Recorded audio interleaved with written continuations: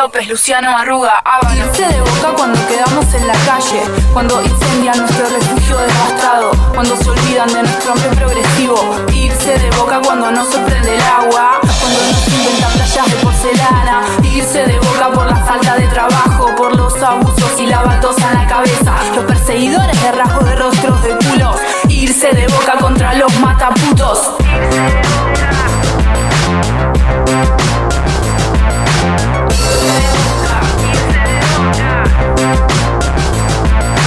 Irse de Boca cuando viajas mal, cuando te olvidan en un andén, cuando no tenés para comprar el pan, cuando no está la luz y no hay que comer. Irse de Boca por las plazas enrejadas, contra la miseria generalizada. Irse de Boca contra las balas y los anuncios de muerte, contra la trata, el manoseo y la violencia hacia la gente. Irse de Boca cuando nos invada la soledad y dejemos de pensar. Irse de Boca con el que tranza con mi voluntad, con el que lava su oficina con mi sangre vital. Ni olvido ni perdón, resuena en la canción, si hasta las manos hablarán, hablarán.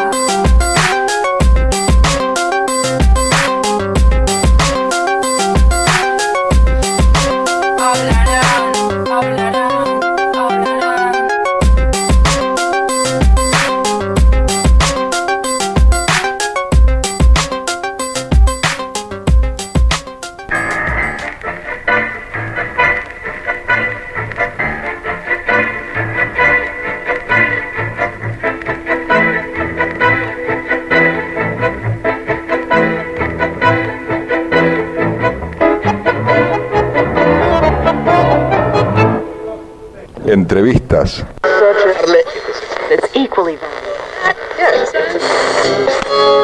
El cuerpo habla por un lado y el lenguaje lo oculta. Y esa es la función, en mi criterio, de buena parte del periodismo y de la literatura de hoy. Esconder el habla del cuerpo. Y a partir de ahí empiezan todas las grandes complicaciones, complicidades entre el periodismo, el poder, los propios sueños del sujeto.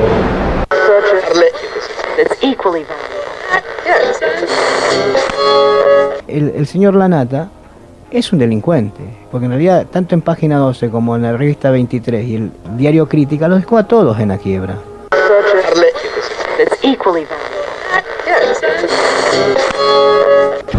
Nosotros entendemos que no es mala suerte que María, de 6 años, en la Villa Rodrigo Bueno, la tuvimos que velar porque se murió en un incendio. Eso no es mala suerte. Eso fue porque el gobierno de la ciudad no deja que entren los materiales. Para nosotros no es mala suerte que Facundo, nuestro pibe de 13 años, lo tuvimos que velar en vez de festejarle el cumpleaños porque se le cayó un árbol en la cabeza. 3 veces la mamá había denunciado al gobierno de la ciudad que ese árbol estaba en malas condiciones. Y hoy a Facundo no lo tenemos más.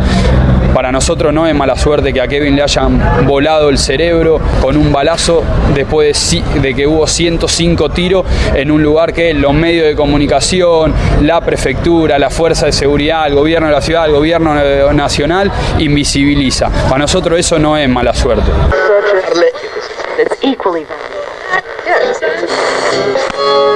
Había 30.000 personas internadas, que para él eran otros 30.000 desaparecidos. En este momento no se achicó mucho, hay 20.000 en todo el país, o sea que siguen habiendo otros 20.000 desaparecidos. Los manicomios, son personas, las personas están internadas por la ciencia, detenidas por la justicia y desaparecidos socialmente, porque no tienen ninguna posibilidad de ser escuchados, no tienen influencia en la sociedad, ¿no?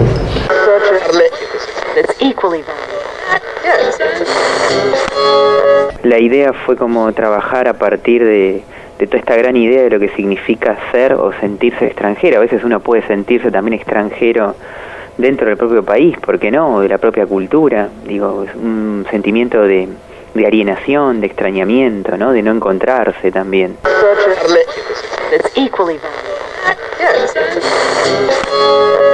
Si nosotros decimos que el genocidio lo que hizo fue fracturar el lazo social, apuntó al lazo social, el romper el lazo social permitió el aislamiento del compañero que buscaba las transformaciones, lo aisló de su base, lo aisló de la sociedad.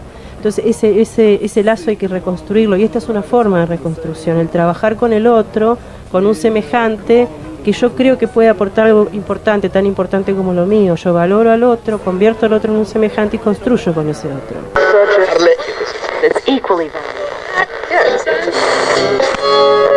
En 2 semanas, 2 reencuentros, es algo que digamos que lo que sentimos nosotros es que todo lo que hacemos para seguir buscando vale la pena, ¿no?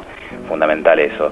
Y después, digamos, como imágenes, bueno, imágenes de alegría de la gente que trabaja en Abuela, de las abuelas, de mis otros hermanos también que estuvieron cercanos a los momentos de estos reencuentros, que bueno, la ir buscando hasta el último de los casi 400 que faltan.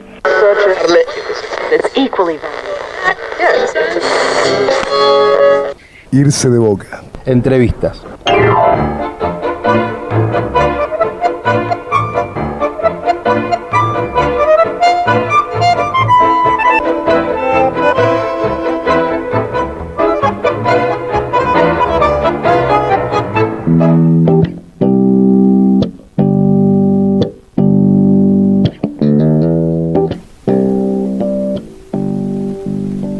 Para comenzar con nuestro programa número 24, hoy nos vamos a dedicar a un campo, le vamos a dar la bienvenida y meternos también con un campo que no hemos trabajado y que es un buen momento. Siempre creo que es un buen momento, pero es bueno también trabajarlo con una persona que entiende, que pueda profundizar sobre eso, ¿no? Para no quedarnos en la simple opinología, que es buena, pero también siempre necesita de un complemento más. El campo en el que nos vamos a meter hoy es la salud, en principio. Después quizás nos metamos un poco más con lo que significa la palabra género y todo el contenido que tiene dentro. Para poder complementar esta información, para poder seguir y hacer reflexiones en torno a lo que es el campo de la salud, nos va a acompañar Daniela Bruno. Ella es cofundadora y actual presidenta de Trama, licenciada en Comunicación Social y es asesora de la Coordinación Nacional de Información Pública y Comunicación del Ministerio de Salud de la Nación. ¿Cómo estás, Daniela? ¿Cómo estás? Bien. Muchas gracias por la invitación. Buenísimo. Suena muy largo el último nombre, pero vos lo vas a ir seguro desarrollando tranquilamente. El Ministerio de Salud de la Nación tiene campañas obviamente nacionales, pero vos tenés un trabajo territorial, es decir, trabajás en lugares también que pueden ser un barrio o una comunidad más chiquita. A ver, primero explico qué es la Coordinación Nacional. Bien. Digamos, la Coordinación Nacional de Información Pública y Comunicación es el área de comunicación del Ministerio de Salud de la Nación. Bien. Como nosotros vivimos en un país federal, cada ministerio a nivel provincial tiene sus responsabilidades. Sí. Entonces, la función del Ministerio de Salud a nivel nacional es una función más de rectoría, de orientación y de acompañamiento al trabajo que se hace en las provincias. Bien. En el caso específico del área de comunicación, gran parte de nuestro trabajo no tiene tanto que ver con el abordaje territorial en la ciudad de Buenos Aires o en cualquier territorio, sino con el acompañamiento y el fortalecimiento de los compañeros y las compañeras, en mi caso, colegas comunicadores, que trabajan en las provincias. Mi tarea puntualmente ha sido prácticamente en los últimos 8 o 9 años, yo no soy una trabajadora en forma permanente del ministerio, sino que trabajo en esa coordinación específicamente para capacitar a comunicadores que trabajan en las provincias. ¿Y esto por qué?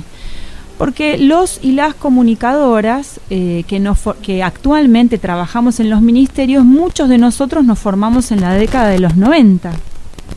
Yo egresé hace ya muchos años, yo ya soy más viejita, tengo compañeros que son mucho más jóvenes, por supuesto, pero yo egresé a mediados de los 90 en la carrera de comunicación de la UBA. Yo me formé como comunicadora en la UBA. Y en ese momento y aún hoy, ya no tanto por supuesto, persistía o había una idea de que hacer comunicación en cualquier campo era hacer campañas en medios masivos de comunicación.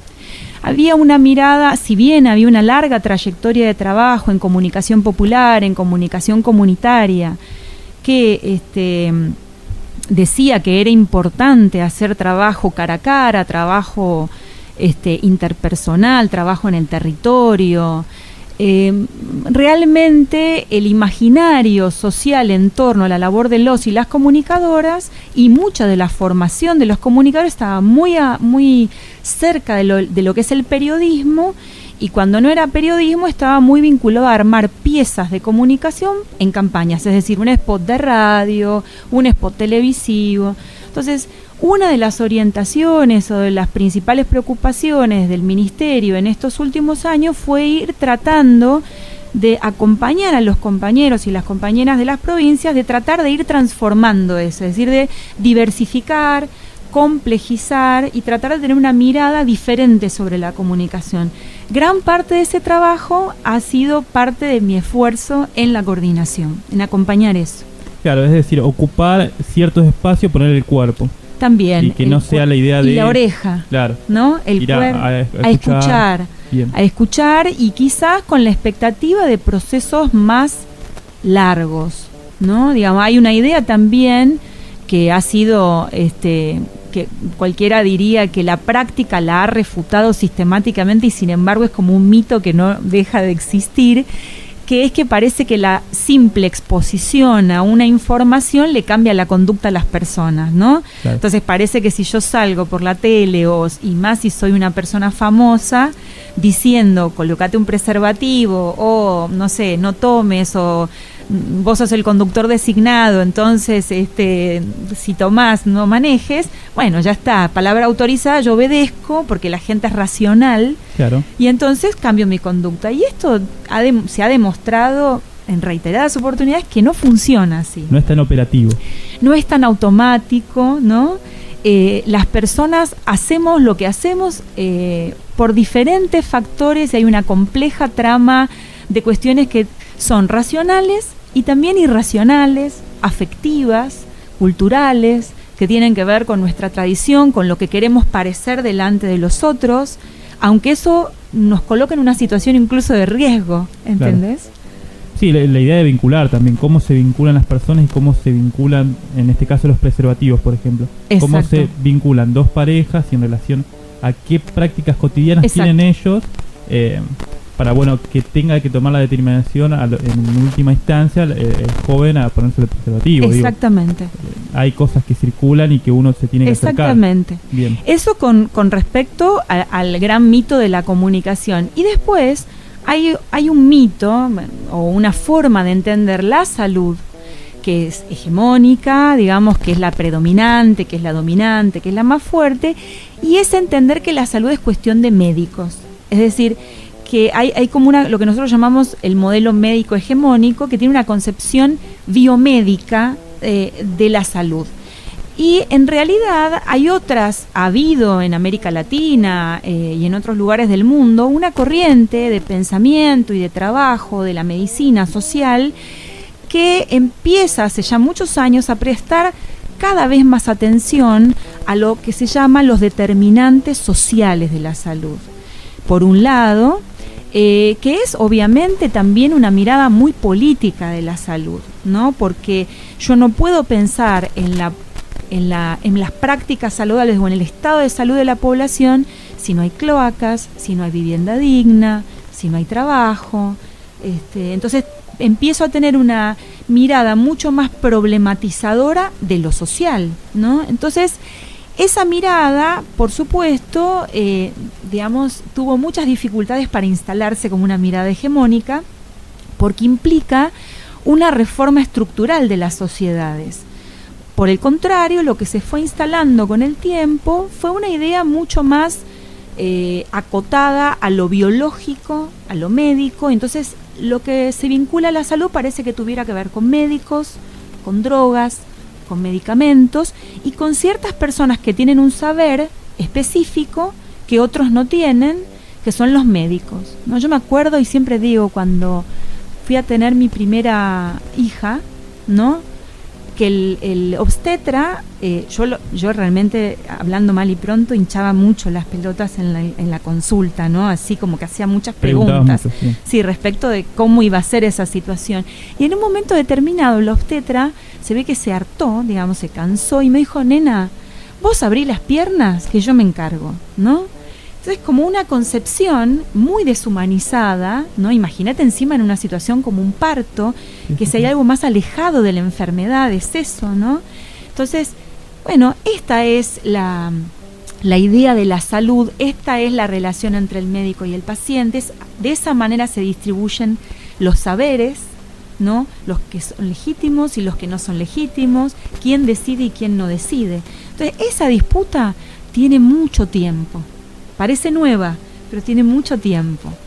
Uno puede hacer automáticamente el puente entre lo que estamos diciendo en las referencias, en conceptos dentro de la comunicación, ¿no? Sí. Yo doy una orden, doy una sugerencia o explico algo y vos tenés que aceptarlo y ejecutar. Tenés que responder a eso, ¿no? Exacto. De hecho, las primeras corrientes de la comunicación que en América Latina empezaron a pensar la comunicación, pero ligada a la idea de cambio social, de poder transformar cosas, para decirlo así sencillo, se dio en el continente coincidiendo con el desarrollismo. Y en ese momento, la idea de la comunicación, que en ese momento era medios masivos de comunicación, básicamente, era la idea de usar a la televisión, a la radio, para justamente difundir mensajes modernos a estas sociedades latinoamericanas que en aquel entonces eran concebidas como sociedades atrasadas, sociedades que necesitaban ser modernizadas, que necesitaban entrar en el progreso. Entonces, en ese momento la idea de la comunicación, cualquier estudiante de comunicación alguna vez escuchó hablar de la aguja hipodérmica, ¿no? Donde se inyectan determinados conocimientos, digamos, en la cabeza de alguien y automáticamente esa persona cambia de comportamiento. ¿Por qué? Porque ahí no hay una idea del espesor y de la importancia de la cultura, de lo que eso significa en términos de identidad, ¿no? De que las personas no son tontas, no es que no escuchan o que hay ruido en la comunicación y por eso la gente no entiende, claro, ¿no? Sí, también hay características y particularidades en cada comunidad, ¿no? En cada grupo social entiende o tiene referencias culturales en relación a la educación y a la salud que pueden llegar a ser diferentes. Entonces uno no puede venir con una ley o con un cuadernillo a imponer determinadas conductas. No podés y no debés, digamos. Uno podría decir que no se puede y no se debe desde distintas perspectivas. Primero, desde un enfoque de derechos, ¿no? De respeto a la diversidad cultural, de respeto a los otros saberes en torno al cuidado de la salud. Pero además te diría yo que no se debe, incluso si querés, hasta desde un punto de vista más pragmático, porque no funciona. Es decir, no funciona de esa manera. No funciona reprimiendo las identidades, no funciona. Realmente la gente no, así como antes dije que las personas no actuamos en función de criterios de racionalidad nada más, sino que actuamos en función de nuestras pasiones, de nuestros sentimientos, de nuestras lealtades y de nuestros temores también. Al mismo tiempo, debo decir que la gente no es tonta. Digamos que también uno sostiene determinadas prácticas porque esas prácticas tienen algún sentido. Por eso yo decía antes que cuando hablaba de la capacitación de estos comunicadores, de empezar a abrir la oreja, ¿no? A escuchar en el sentido amplio de a comprender al otro. Claro. También una cosa que me parece importante, que ya lo mencionaste, es la idea del saber, ¿no? Esta idea de que, bueno, el saber lo tiene el médico y como el médico es la persona que estudió, que se profesionalizó, sí, es la persona que en definitiva puede aconsejar y puede concientizar, sí, incluso sensibilizar a su manera, sí, sobre cuáles son los métodos de concepción, ¿no? O de cuidados específicos para un grupo de personas. La verdad es que uno puede tomar esos saberes y comunicarlos. Digo, los promotores de salud, sí, son un grupo de personas que se encargan de esto. Exacto. Bueno, la idea de los promotores de salud surge justamente en aquel momento al que yo hacía referencia antes. Surge en aquel contexto del desarrollismo en el que había una serie de agentes que estaban encargados justamente de mediar entre ese conocimiento técnico, que era el conocimiento verdadero, el conocimiento válido, y los legos, digamos, el pueblo, digamos, ese conocimiento plebeyo que necesitaba ser educado para la salud, ¿no? Entonces, estos agentes tenían una función de traducción y de chequeo de si el mensaje había llegado correctamente y de reforzarlo. Claro. Con el tiempo eso se fue modificando y hoy la labor de los promotores comunitarios, los promotores sociales, es mucho más compleja, es mucho más rica, es de un ida y vuelta. Y además esos promotores desarrollan una labor mucho más importante y compleja que la mera transmisión, no son una correa de transmisión, son verdaderos actores de la organización popular y comunitaria. Entonces, yo realmente es un actor, son actores y actoras, digamos, a las que yo valoro mucho en el esquema de los equipos de salud, aunque esto no necesariamente todavía hoy se condiga con las formas de organizar el trabajo en los centros de salud y en los sistemas de salud, ¿no? Por supuesto que está claro que no tiene el mismo valor para lo que son los saberes legítimos y no legítimos en las formas de organizar la salud, un promotor que un médico, como tampoco una enfermera. Digamos, hay una escala ahí todavía que se mantiene y que tiene mucho tiempo, ¿no? Claro. Sí, el programa anterior estamos haciendo reflexión sobre, bueno, qué sucede cuando se tienen en cuenta a los militantes sociales, a los referentes barriales, para obtener información, pero también para problematizar determinadas acciones que se suceden sobre los barrios, ¿no? Son las personas que transitan todos los días el barrio, que lo reconocen, que lo están problematizando y son los que charlan cotidianamente con las personas, digo. Tal cual. Si yo no puedo tomar esos referentes, no los puedo tomar como aliados y comunicadores a la hora de entender ciertas problemáticas y de llevar adelante una campaña, digo, es muy difícil hacerlo. Es muy difícil. Terminás emitiendo comunicados, ¿no? Claro. Comunicado número 1, entonces seguís trabajando en esta idea de que yo emito un comunicado y si lo emito muchas veces y fuerte, bueno, la gente va a cambiar. Y esto no funciona, nunca funcionó de esta manera. Sí, los medios masivos de comunicación son aliados o muy útiles, o las campañas, para instalar determinados temas. Y nosotros sabemos que son muy útiles para eso y son muy eficaces a la hora de instalar determinados temas en la agenda. Pero eso no le cambia las actitudes y los comportamientos a nadie. Puede despertar interés, puede llegar a sensibilizar a alguien, algo que no te llamaba la atención te puede empezar a llamar la atención, pero de ahí a modificar un comportamiento y a sostenerlo en el tiempo, nunca escuché a nadie que me diga que eso se logra con campañas en medios masivos de comunicación. Sí he escuchado gente decir que la forma de sostener eso es con un trabajo territorial, un trabajo comunitario sostenido, ¿no? Claro, sí, también uno lo que está pensando es poder generar ciertas acciones donde el grupo entero o un porcentaje alto de la población pueda generar un cambio en conjunto. Digo, porque si yo genero cambios a personas en particular, aisladamente, digo, campaña mucho no tiene, quizás campaña de información, pero no de cambio, de problematización de una circunstancia en particular o una situación que afecte en particular a un lugar. Exacto, además hay una cuestión, digamos, yo en los 90, cuando empecé a trabajar salud, mucho antes de trabajar en el ministerio, en los años 90 yo trabajaba en el conurbano. Mi primer acercamiento a la salud tuvo que ver con una serie de proyectos de prevención del VIH-Sida, que en ese momento estaba había mucha guita, digamos, de la cooperación internacional en ese momento, y muchas políticas focalizadas en salud que estaban dirigidas a la prevención del VIH-Sida. Y yo trabajaba con la prevención entre usuarios de drogas inyectables en las barriadas populares del conurbano. ¿Te imaginabas lo que era laburar en ese momento? Fue durísimo.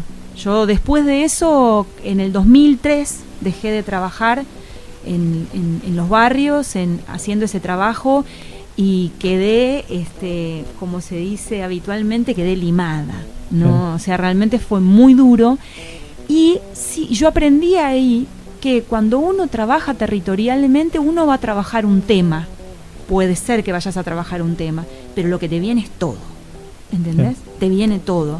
Entonces yo iba a trabajar prevención del VIH-Sida, pero en realidad terminaba gestionando hacerle el DNI a tal, aquel que no tenía trabajo, aquel que no había comido, aquel que el pibe o la piba estaban en una situación de riesgo, estaban en una situación compleja, o aquel que estaba había tenido una situación de conflicto con la ley penal, entonces terminábamos en el juzgado, hasta velar compañeros y compañeras en un salón, en el comedor, ¿entendés? En un comedor que habíamos organizado. Entonces, cuando vos trabajás territorialmente, esa famosa integralidad de las políticas públicas, no hay forma de eludirla, porque vos no podés, es decir, la persona es eso, te viene con todo, no te viene a hablar específicamente del VIH-Sida, a menos que vos insistas en focalizar en eso, pero si vos dejás que fluya,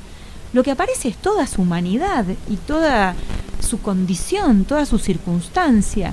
El tema es, bueno, ¿cómo se hace para trabajar con esa complejidad? La única forma es trabajando articuladamente en el territorio con otras organizaciones y otros compañeros y compañeras que te ayuden a afrontar esa complejidad, porque ninguna organización puede afrontar eso de manera solitaria. Sí, lo que se plantea con las actividades multidisciplinarias, los grupos interdisciplinarios, la idea también de que cuando vos vas a trabajar, esto ya lo mencionaste, cuando vas a trabajar con una persona, estás trabajando con las emociones de la persona y con lo que le pasa cotidianamente. Digo, uno se sienta a tomar el mate, a charlar, a compartir determinadas circunstancias, que obviamente en la campaña eso no va a ocurrir. No, por supuesto. Están buenísimas las campañas. Tampoco quiero que quede la idea de que las desconozco. Sí, están buenas, pero para no para esto, no para esto que hablábamos recién. Claro. Para eso no sirven.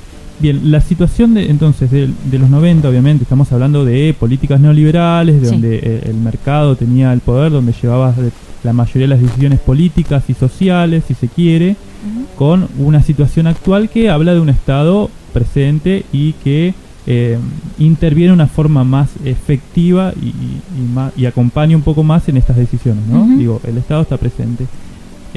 Cuando vos pensás campañas ahora o tenés que asesorar sobre determinadas campañas ahora, ¿tenés más herramientas o tenés más ayuda? Si tenés más herramientas. En particular vamos a hablar en temas de comunicación en salud. Por lo pronto, en los últimos 8 años se crearon áreas de comunicación en todos los ministerios provinciales, y en todos los casos esas áreas de comunicación tienen una dependencia directa del ministro, por lo general, o de la ministra. Es decir, que son áreas que, digamos, tienen un rol, se supone, estratégico. Digamos, mi jefa, Valeria Zapesochny, de la Coordinación Nacional, se sienta en la mesa de gabinete, digo, ¿no? Y cuando hay una crisis es convocada como parte del comité de crisis, ¿no? Es decir, bueno, te diría que sí, hay más recursos, pero además eso fue acompañado con una transformación del campo profesional, donde los comunicadores tenemos otro rol, digamos, y somos reconocidos de otra manera. Eso también tiene que ver con el rol protagónico que tienen los medios de comunicación en la política en general hoy, ¿no?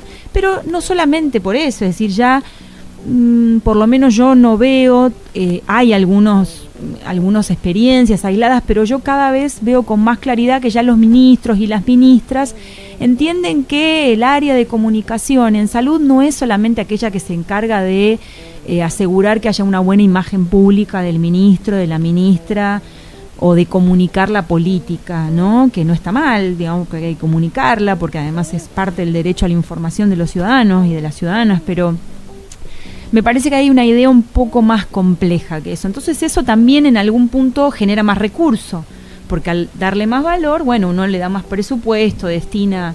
Y después lo otro que yo veo es que en cada programa que se crea en el ministerio, o a nivel nacional o a nivel provincial, hay cada vez más comunicadores adentro de cada programa. Solamente creo que en el Ministerio de Salud de la Nación la vez pasada hicimos un relevamiento, no en el edificio del ministerio, pero en hospitales centrales, de manera centralizada, relevamos casi 500 compañeros en el área central, o sea, no contemos a las provincias. Entonces es mucha gente.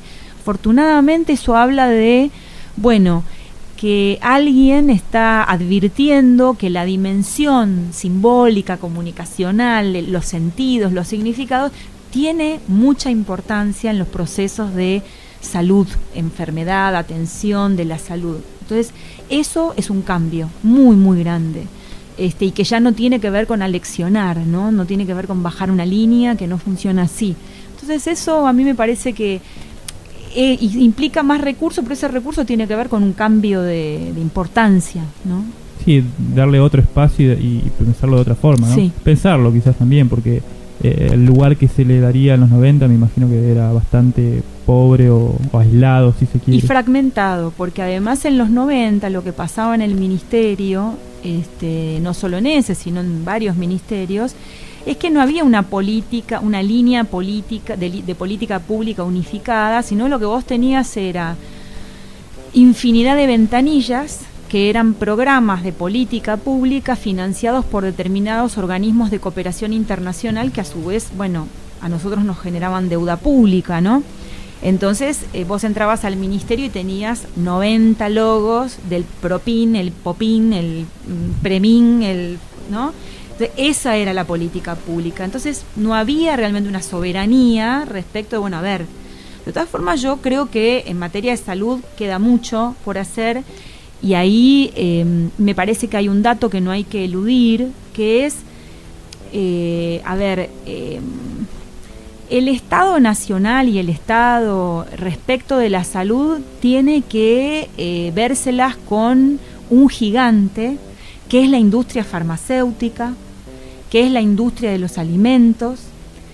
Digo, cuando uno habla del modelo médico hegemónico, yo no estoy hablando de los médicos, de los compañeros, las compañeras del CESAC 41, claro, a los que adoro, ¿no? Que son unos laburantes tremendos, que nos atendemos ahí, mi familia, digamos, yo defiendo la salud pública.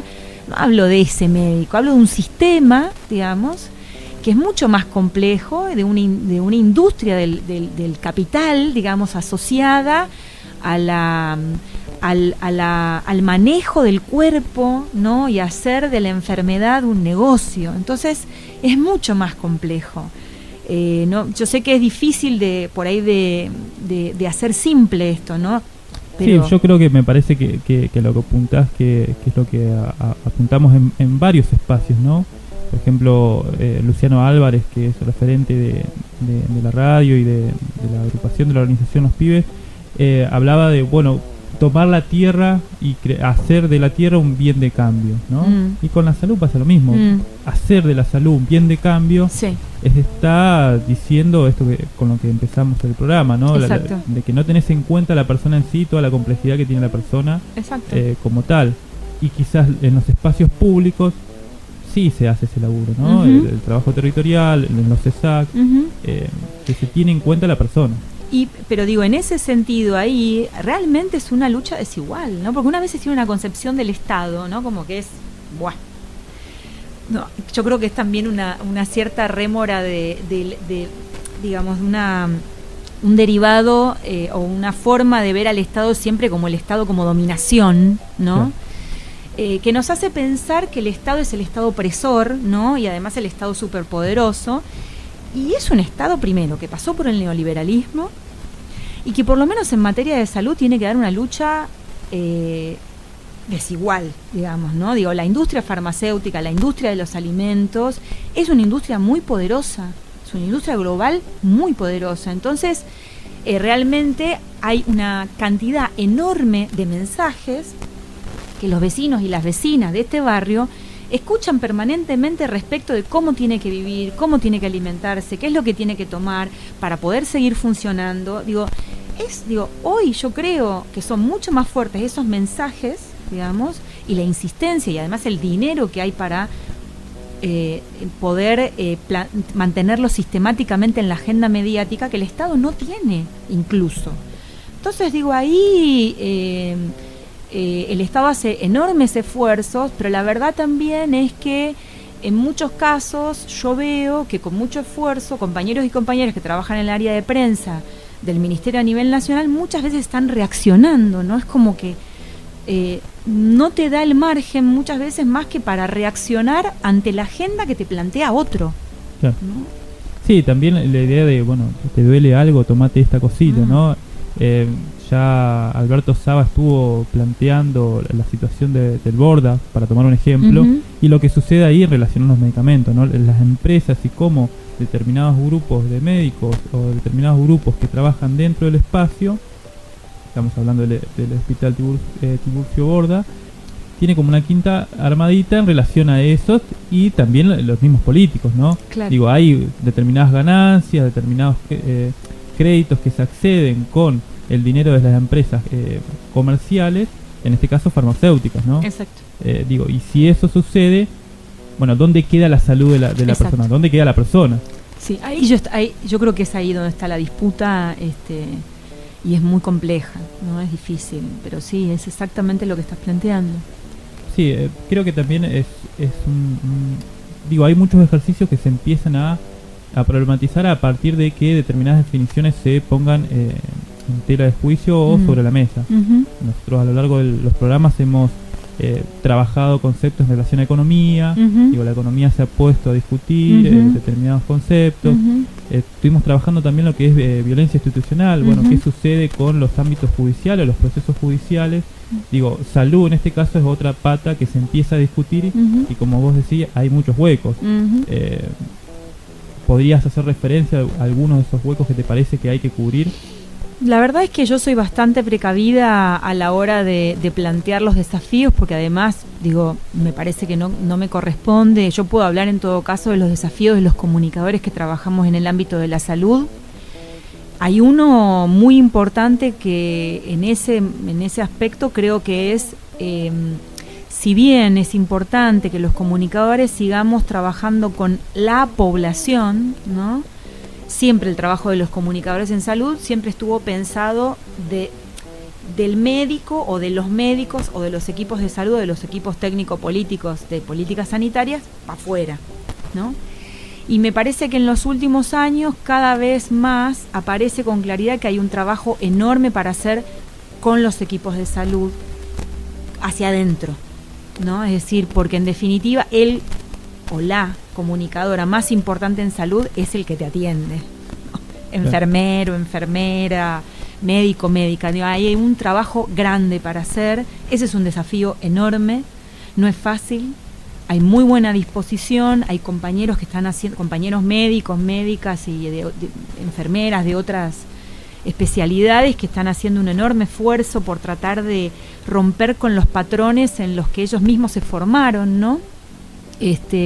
Pero creo que hay ahí un desafío importante. Después, en materia de comunicación, creo que también todavía muchos comunicadores oscilamos en cuanto a lenguajes. Me parece que ahí también tenemos un desafío, que es oscilamos entre el material gráfico, el clásico afiche, el clásico folleto, y ahora hay una moda, digamos, que obviamente que tiene un fundamento, que es el tema del uso intensivo de las redes sociales, pero todavía me parece que hay todo un camino por explorar en la producción de contenidos audiovisuales, que creo que no ha sido suficientemente explorada, y poder integrar más no pensar tanto a los mensajes de salud en la pauta publicitaria, como ese mensaje que aparece en el medio, esos 5 segundos que hay entre un programa y otro, sino pensar en producir contenidos que hablen de salud, pero que no hablen desde un lenguaje médico como si fuera un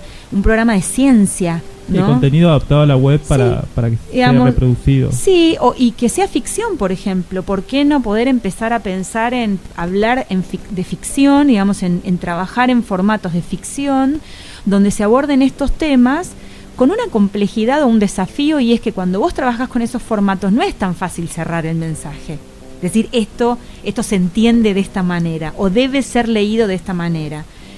Es mucho más polisémico, es más abierto, y el otro tiene como cierta apertura de parte el mismo formato que, bueno, deja más librado al otro, digamos, a cerrar o a adjudicar el sentido. Bueno, digamos, yo pienso que ahí hay todo un desafío, digamos, que por lo menos en muchos compañeros de mi generación y compañeras de mi generación creo que es un desafío enorme, pero incluso en las generaciones nuevas, ¿no? Porque es mucho más complejo pensar una historia que no está cerrada, ¿no? Que está abierta, que tiene posibles finales diferentes, donde no hay actitudes buenas y malas, sino actitudes complejas, ¿no? Donde no hay heroínas y héroes que la tienen reclara y chicos malos o chicas malas que se equivocan, sino que se acerca más a lo que somos los seres humanos, ¿no? Con dudas, con temores, con avances, con retrocesos, mucho más humano. Entonces, llegar a ese tipo de producciones implica un trabajo, unos ritmos que no son a los que nosotros estamos acostumbrados, ¿no? Donde los comunicadores en salud estamos más acostumbrados a que el médico nos diga lo que hay que decir y nosotros lo traducimos para que se entienda. Eso es mucho más fácil. Bien, igual parte de ese contenido ustedes lo lograron hacer en trama. Ahora seguramente después del tema musical nos vas a contar un poco de qué va ese contenido y cómo llegaron ahí.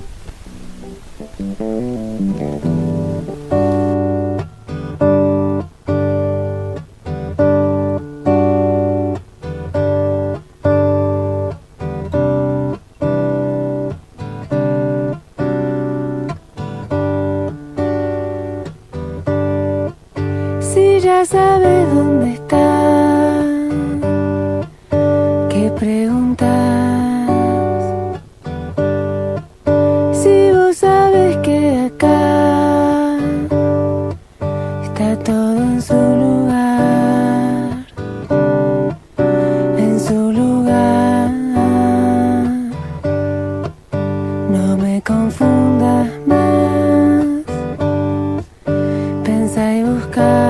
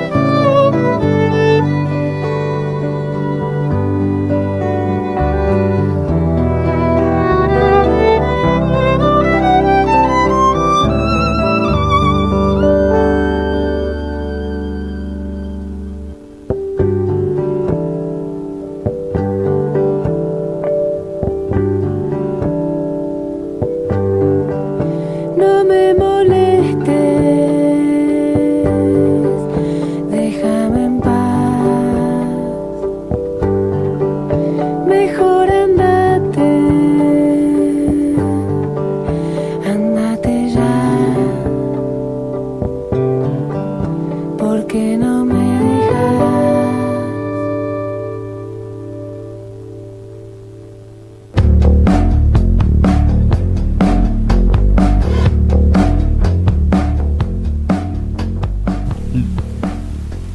Bien, entonces para empezar el segundo bloque, mientras estábamos hablando fuera del aire, el contenido que yo tengo acá al lado mío se llama Con otros ojos, mirarnos en clave de género.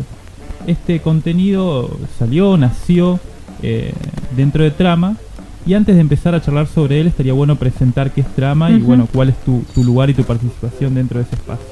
Trama es una organización social, una asociación civil formalmente constituida como tal en el año 2006, pero que empezamos a pensarla con otras comunicadoras. Empezó siendo un proyecto de comunicadoras, después se sumaron otros comunicadores.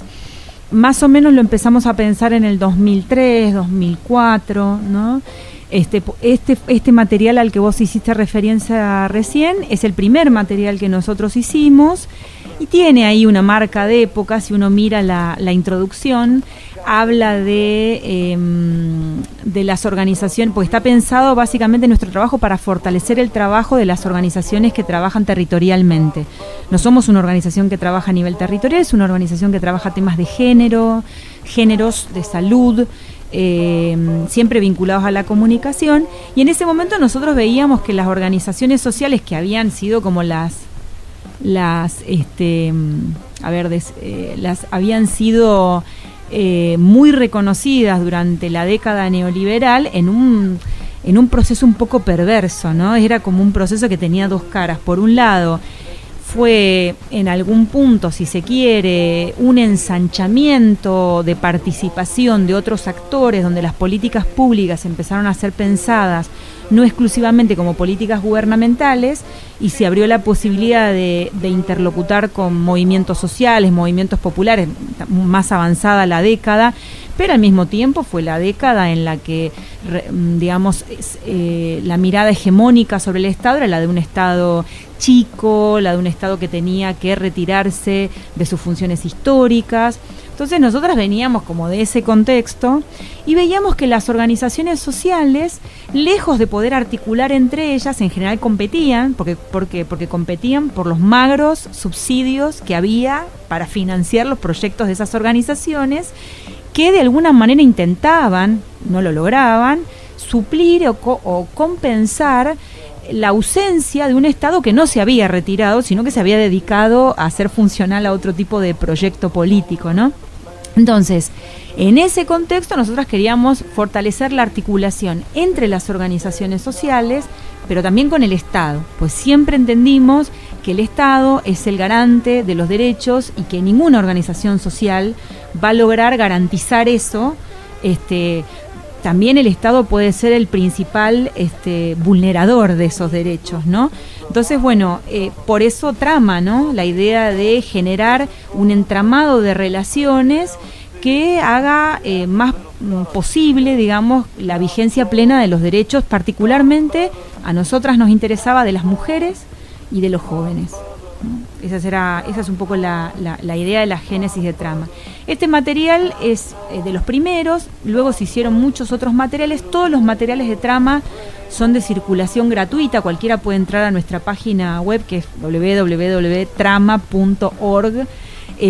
y bajarse los materiales de manera gratuita, los puede fotocopiar, puede hacer con ellos lo que quiera.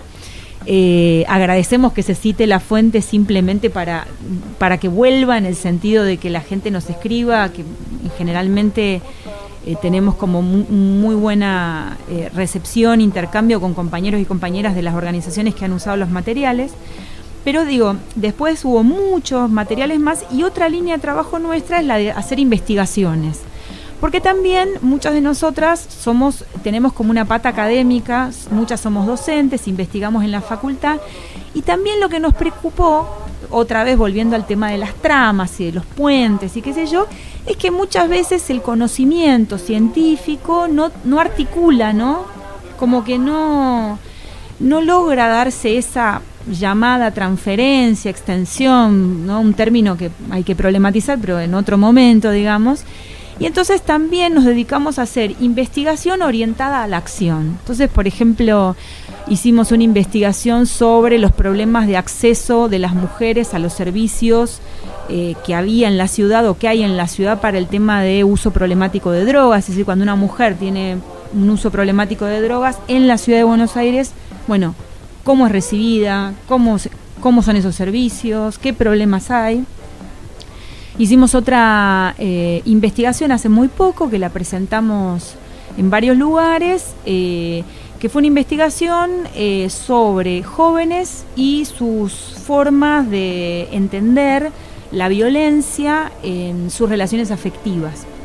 Es una investigación que trabaja con pibes entre 15 y 20 y pico. La hicimos a lo largo de 2 años, porque además todas estas investigaciones las hacemos a pulmón, digamos, como con lo que podemos. Muchas organizaciones sociales nos ayudaron a distribuir una encuesta.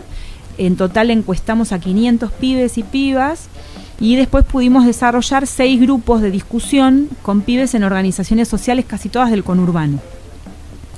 Entonces, digamos, ese es, y ahí lo que nos interesaba, nosotros, esa investigación, ¿cómo surge? Cuando empezamos a trabajar temas de género, nosotras un poco huíamos al tema de la violencia, ¿no? Es como que teníamos un prejuicio y decíamos que estábamos un poco saturadas del tema de la violencia, ¿no?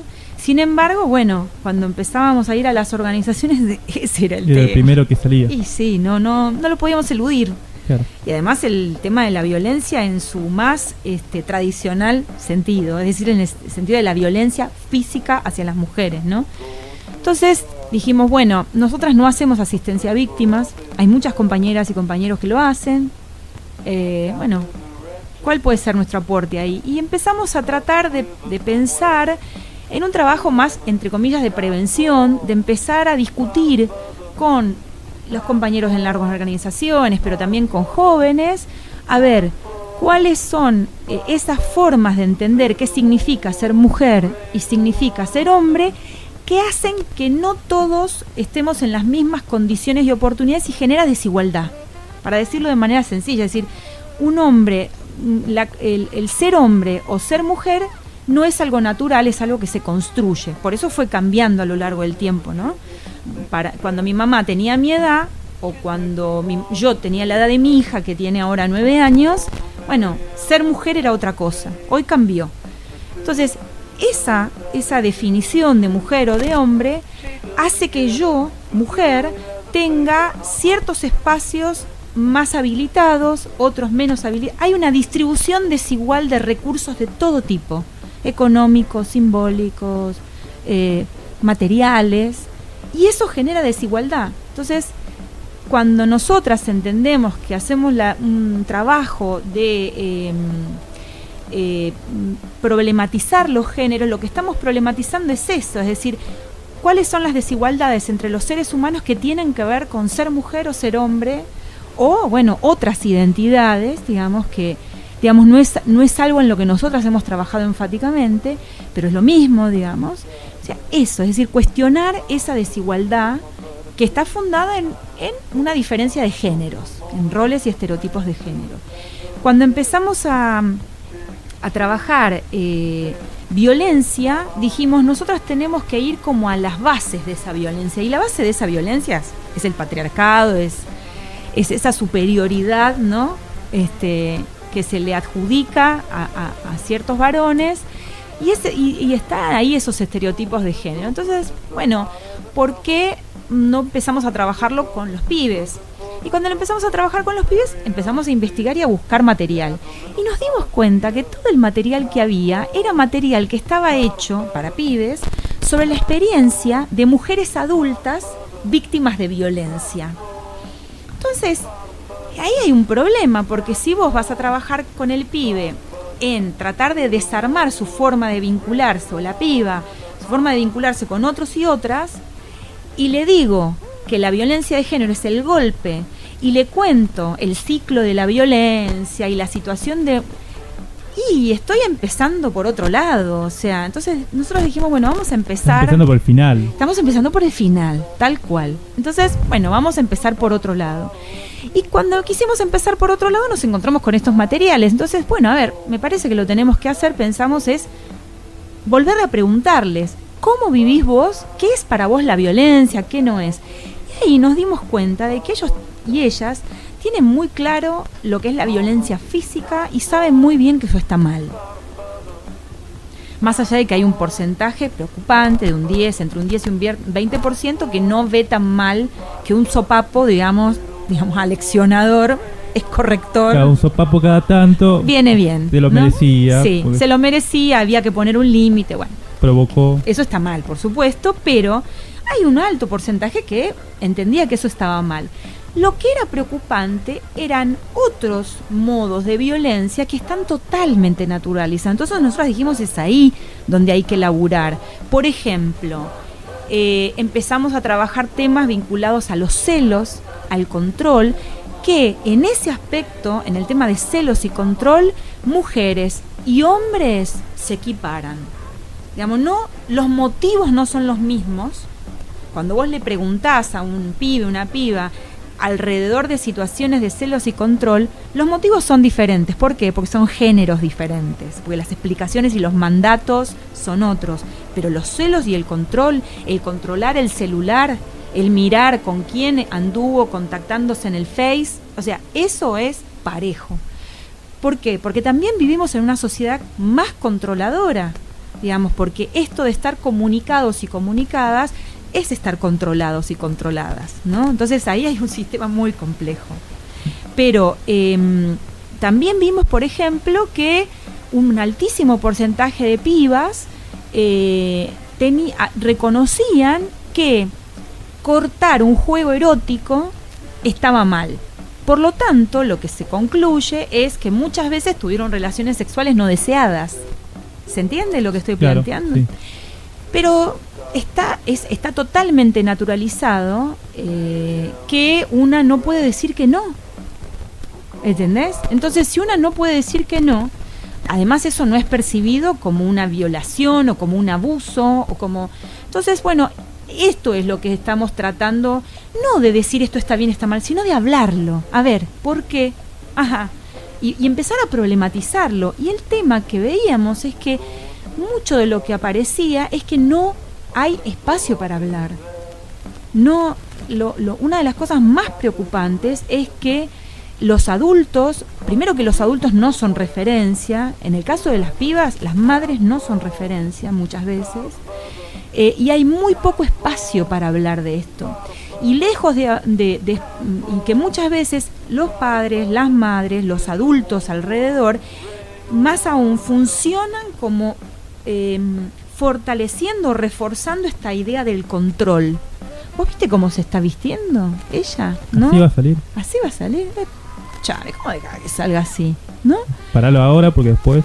Epa, ¿qué pasó? ¿No? Entonces, atendelo bien, que viste que si no lo atendés bien, se va a ir con otra. Se va, ¿no? Entonces, no hay forma, volvemos como al principio de la charla, ¿no? Esto no se resuelve poniendo una ficha en la calle que diga basta de violencia de género. Es como que hasta te diría que esa consigna en algún punto está como agotada, está tan dicha que es como que no, a veces parece que dice poco. Lo que creemos nosotras que hay que hacer es un trabajo mucho más lento, mucho más deslucido, ¿no? Menos rimbombante, porque es más sí, la frase hecha que como ¿no? que... Es como empezar a problematizar, a ver, ¿por qué? Sin enojarse, pero ¿por qué? ¿Por qué? ¿Por qué esto? Problematicémoslo, veámoslo, no con el dedo acusador, pero entendiendo que es ahí donde va a estar el cambio cultural que va a generar otras prácticas diferentes, ¿no? Hasta que te hace el clic, ¿no? Una amiga mía, cuando yo todavía de estas cosas nada, una amiga me decía, cuando hay un momento, cuando te empezás a meter en temas de género, ¿no? Que la cabeza te hace un clic. Y a partir de ese momento hay chistes que te dejan de hacer gracia. ¿Entendés? Claro. Sí, uno empieza a tener otra mirada. Para ir volviendo a un punto específico me parece interesante, que es la idea de yo te poseo. Como yo te poseo, pensando en las relaciones afectivas y de pareja, ¿no? Uh-huh. Como yo te poseo, aunque vos no quieras hoy tener relaciones sexuales, yo me puedo tomar el permiso de cometer el acto sexual, aunque a vos no te guste o no lo quieras hacer, y eso no se puede tomar como una violación. No. Y además todo eso está erotizado. Claro. O sea, yo soy tuya. ¿no? Eso está erotizado, entonces ahí, digamos, es complejo porque está entramado el placer, el deseo. Entonces me parece que ahí hay una cuestión efectivamente del poseer, pero también hay otras cosas, del poseer, del no perder al otro, del mito del amor romántico. Hay una idea del amor romántico que justifica muchas de estas cosas. Me cela porque me quiere, ¿no? Yo soy para él es para mí. Entonces hay una idea, una forma de entender el amor entre las personas, que es una forma de entenderla desde un lugar muy controlador, muy de la posesión. Mujeres y varones no poseemos de la misma manera, y que está como en la base de todo esto, ¿no? Que por supuesto no es el equivalente a un golpe o a los femicidios, pero que está totalmente vinculado, está como entramado. Entonces, todas esas cosas son las que hay que revisar, ¿no? Quizás empezar a pensar, no hacer el taller de violencia, no, hagamos un taller de amor. Pensemos el amor entre nosotros, ¿cómo es? ¿Cómo tiene que ser el amor entre las personas? ¿Por qué no lo puedo dejar o no la puedo dejar? ¿Por qué la controlo tanto? ¿Qué es lo que pasa con eso? Quizás empezar a problematizarlo desde ese lugar, desde mis temores, desde las lealtades, las confianzas, y no tanto desde el final, como decías vos, ¿no? Como que se cuenta el final de la película, y como yo me veo muy alejada y muy alejado de eso, no me identifico con eso, o lo rechazo, entonces no puedo ahí empatizar ni empezar a laburarlo desde otro lugar, más en positivo. Sí, empieza desde un choque, digo, a mí me pasó un montón de situaciones violentas, bueno, yo te vengo a bajar línea, y ahí, digo, no es un poco difícil que se genere un consenso. Exacto. Que es lo que uno trata de también hacer, ¿no? Articular problemáticas, pensar sobre ellas y generar un consenso que pueda hacer que las relaciones sociales, humanas y vinculares se den de una forma un poco más absolutamente afectiva, ¿no? Y sobre todo para los varones esto es muy chocante, porque cuando vos vas a dar un taller de esto, donde colocás al varón, que efectivamente es así, ¿no? O sea, está claro que en los casos de violencia física el victimario y la víctima es una mujer, claramente, ¿no? Siempre. Pero cuando vos estás trabajando, haces un ingreso al tema de la violencia desde este lugar, desde el típico taller de violencia que viene a contar cuál es el círculo de la violencia y que la víctima y colocás al varón en un lugar muy complejo, digamos, porque lo colocás en el lugar del agresor. Sí, es culpógeno, ¿no? Y bueno, desde ese lugar es muy difícil dialogar con un flaco, digamos, claro, que no se reconoce ahí, y que termina diciendo que las feministas somos todas bigotudas, mala onda, ¿no? Digo, con unas ideas que no se relacionan, digamos, con lo que realmente ocurre. Ahí me parece que salió un punto importante y que me parece significativo, ¿no?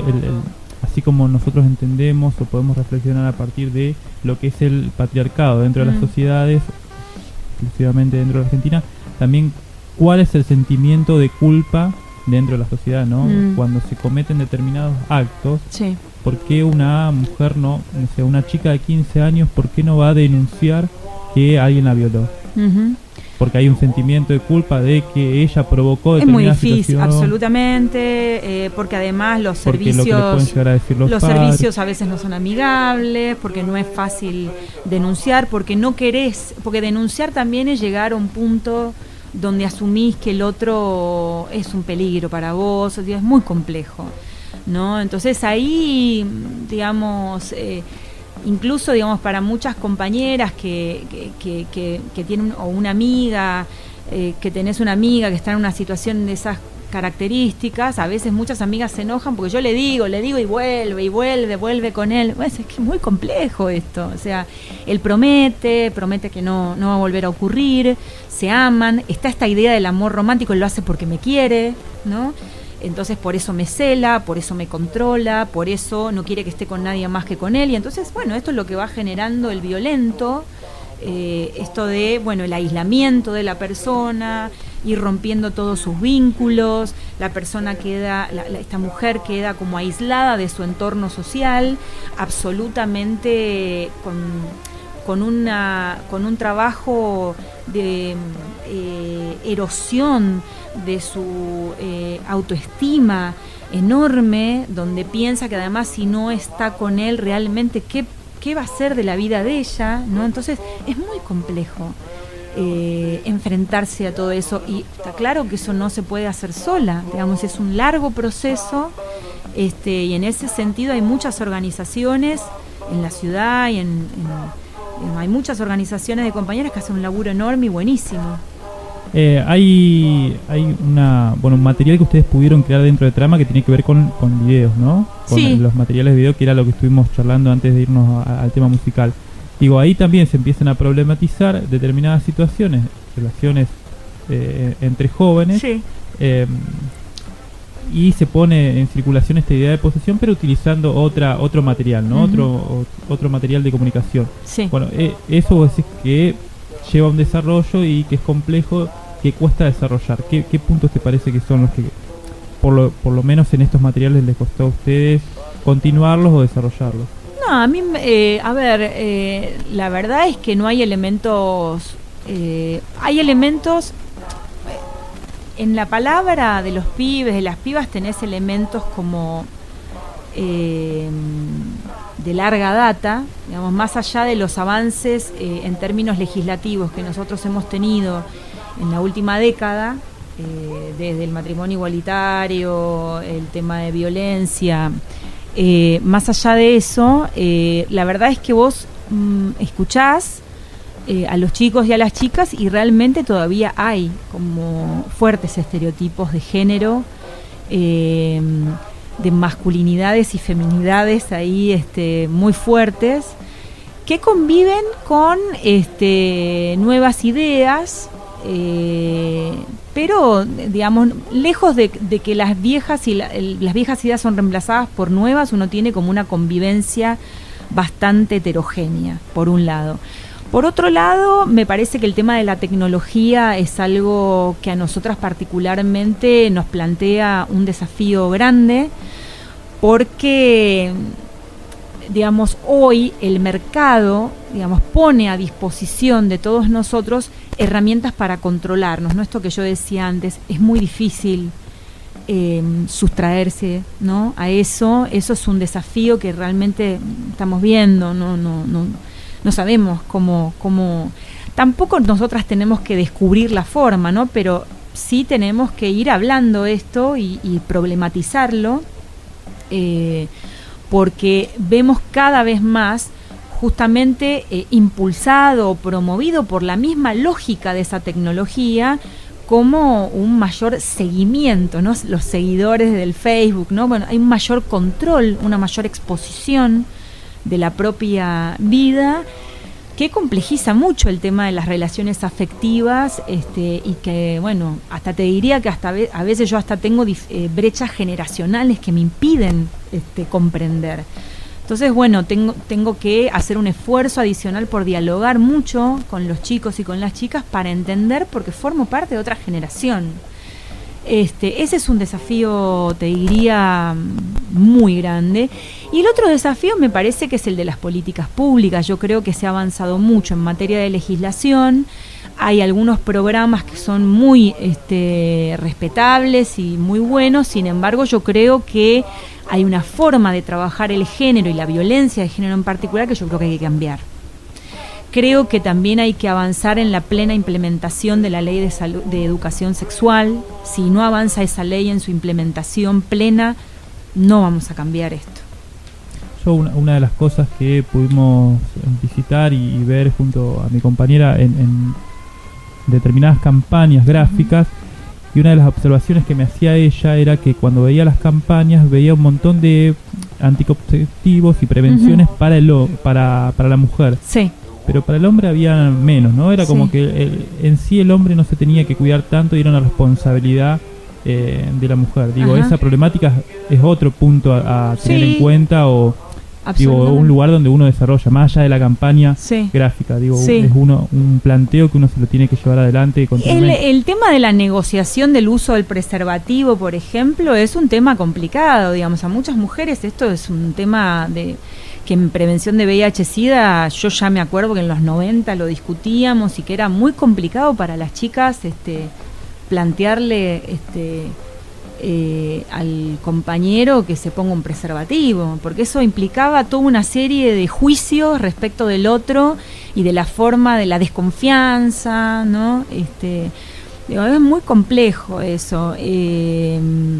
Yo creo que eso se puede trabajar. A mí no me parece mal que las mujeres sean cada vez. A mí no me molesta que las mujeres tengan un control de los métodos, que sean ellas las que tengan ese control de los métodos. Me parece que sí, que está bien que los varones también lo tengan incorporado, pero a mí me parece bien que las mujeres sean las que en definitiva planteen en última instancia el tema del uso de ciertos métodos y sobre todo del preservativo, digamos que es el método que te previene de ciertas enfermedades de transmisión sexual, ¿no? Pero lo que pasa es que eso está muy atravesado por las relaciones de poder en la pareja. Volvemos al mismo tema. Sí, una cosa que vos mencionabas y que yo pensaba, digo, en relación a que bueno, vos le recomendás a una amiga, bueno, déjalo, te está maltratando hace tanto tiempo y no ves un cambio, déjalo. Sí. Pero la idea es que, esa forma de actuar, esa forma de entender a la pareja está atravesado culturalmente. Digo, esa situación se la va a volver a encontrar en otra persona, quizás con otro grado. Sí. Esto no quiere decir que, seguí con el golpeador. Claro. Pero es una situación cultural también, ¿no? Lo que decimos nosotras es que en la base de las violencias hay un sistema de ideas, o sea, una cultura que es la cultura del patriarcado, que sigue siendo la cultura del patriarcado, que patriarcado y en algún punto capital se cruzan. Capitalismo y patriarcado, si querés, en algún punto están cruzados. Esto que yo te contaba respecto de la tecnología tiene que ver con eso. El desarrollo del capital implica un desarrollo del control del consumo que, cruzado con el patriarcado, digamos, hace que las mujeres sean cada vez más controladas y dominadas. Claro, ¿dónde deposito el poder finalmente? Exacto. ¿No? Entonces,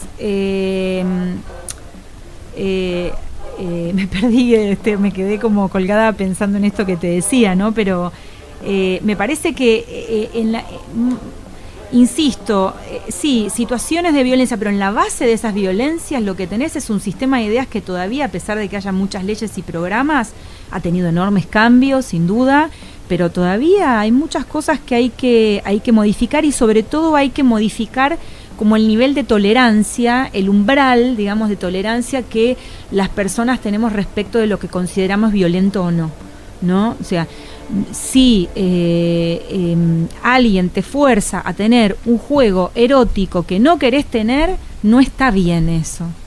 Aunque lo quieras, no aunque está. Sea tu pareja, que sí, sea la persona con la que tiene te que entender casaste. y vos tenés que poder confiar y poder decir que pero esto no es solamente que yo te lo diga, o sea, tiene que haber una serie de cambios del otro y de vos en esa relación para que eso se pueda dar. Si un compañero permanentemente está opinando y regulando tu forma de vestir, no está bien. Porque, ¿por qué tiene que regular permanentemente tu forma de vestir? ¿Por qué tiene que controlar tu imagen? ¿Por qué tiene que regular tu cuerpo, controlar tu cuerpo? Bueno, ahí hay algo. Por supuesto, el otro día hablaba con mi suegra, ¿no? Que no entendía, ¿no? Esto. Y me decía, bueno, pero no está mal que él opine si te queda bien ese vestido. No, claro. Pero cuando esa opinión sobre el vestido entra dentro de un sistema de conductas, bueno, eso es preocupante, ¿no? Cuando el otro te controla el celular, te controla a ver con cuántos amigos tenés en el Facebook, qué pusiste en el muro, qué te contestó qué te contestó el otro, y además te dice que por qué te pones ese vestido, que ese vestido te lo pones para mí, que no te lo pones para el otro, ¿no? Y además tus amigos te gastan porque está medio, tu mujer está medio regalada, o sea, hay todo un sistema de conductas que se refuerzan entre sí. Eso es lo preocupante. Entonces yo leo esa conducta en un contexto de otras conductas. Claro, no es, digo, uno va, aprieta el botón, listo, cambiamos la forma de entender nuestra relación, nuestra pareja y... No, esto llevó años construirlo, va a llevar años revertirlo. Claro. La cultura es así, ¿no? Es muy compleja, no se cambia un día para el otro. Hay un punto importante que también lo trabajamos en programas anteriores en relación a los medios de información y cómo determinadas noticias se publican dentro de los medios, ¿no? Sí. El caso de Melina Romero fue un caso específico cuando se publica determinada información y como que se justifica el resultado trágico. La mala víctima, ¿no? Sí, esa persona que en realidad, bueno, y un la poquito buscó. se merecía. Se la buscó. Claro. ¿No? Digo, cómo esa construcción mediática de los medios terminan contribuyendo a estas conductas, ¿no? Y yo recomiendo mucho la lectura de un artículo que salió en el momento, en esos días, digamos, en la revista Anfibia, que se llamaba justamente La mala víctima, ¿no? Haciendo una diferencia entre las buenas y las malas víctimas. Una chica ligera, ¿no? Medio loquita, ¿no? Que bueno, y se la buscó un poquito, ¿no? Entonces, y es interesante cómo se construyó la figura de esta piba desde ese lugar, ¿no? Parece que algunas nos lo merecemos. Lo mismo, no sé si recuerdan el caso de Dalmazo, ¿no? Que si uno... El otro día leía el trabajo de una comunicadora que en un congreso científico, ¿no? Hacía un análisis de esto y mostraba las fotos de Nora Dalmazo, ¿no?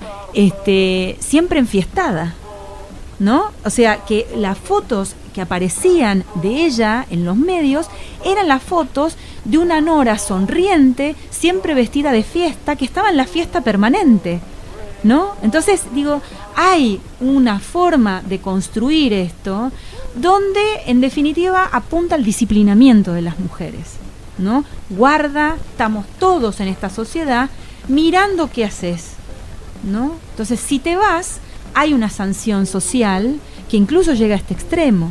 Entonces, digo, las feministas terminamos siendo como unas pesadas, ¿no? Porque advertimos estas cosas, pero bueno, realmente un ejercicio similar se podría hacer sobre la construcción de los pibes de los sectores populares en los medios de comunicación. Sí, los victimarios, ¿no? Exactamente. Personas que tienen determinadas características y que aunque no hayan cometido ninguna infracción o cometiéndolas, justifica su forma de vestirse, su forma de hablar, su color de piel.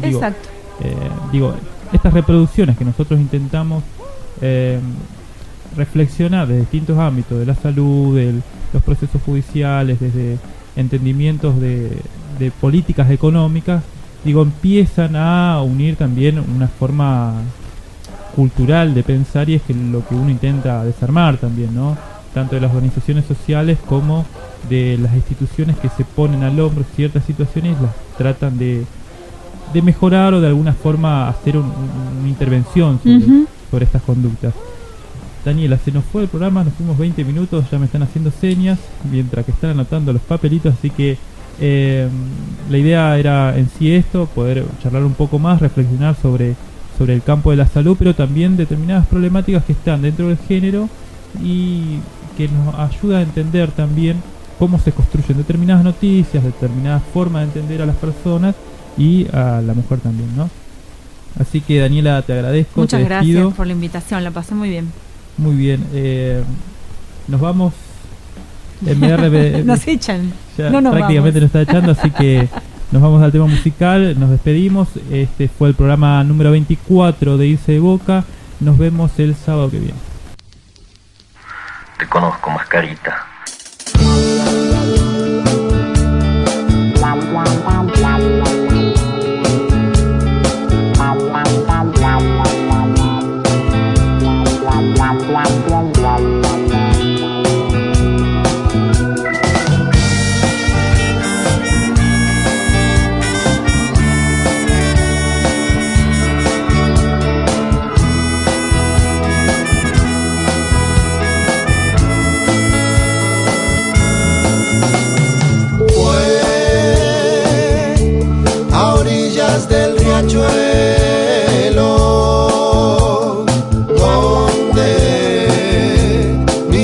mirábamos el sol. La tarde se hacía preciosa como en primavera. El aire dibujaba rosas que eran todas para vos. Es que la gente pasaba celosa y nos tiraba arroz. Qué buenos recuerdos pasear por la boca, descalzos, desnudos, llenitos de amor.